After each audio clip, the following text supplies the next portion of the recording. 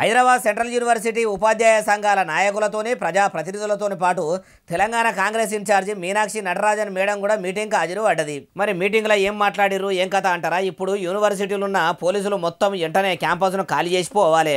మునుపటి లెక్క విద్యార్థులంతా క్యాంపస్లో తిరిగేటట్టు సౌలతులు చేయాలి. అట్లనే అక్రమ అరెస్టు చేసిన విద్యార్థులను ఇడిచిపెట్టాలి. వాళ్ళ మీద పెట్టిన కేసులు కూడా కొట్టేయాలని సర్కారు పెద్దలతోని ఉపాధ్యాయ సంఘం నేతలు ప్రజాప్రతినిధులు అన్నారట.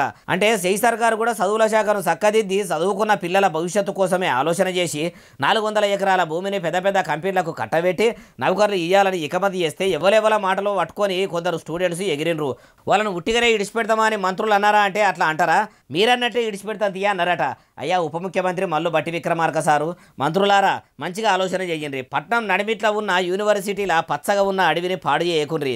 మీకు పబ్లిక్కు మంచి చేయాలని ఆలోచన ఉంటే, చదువుకున్న పిల్లలకు సౌలతులు చేయాలన్న కాయిసే ఉంటే మొదలు చదువుల శాఖను చక్కదనం చేయండి.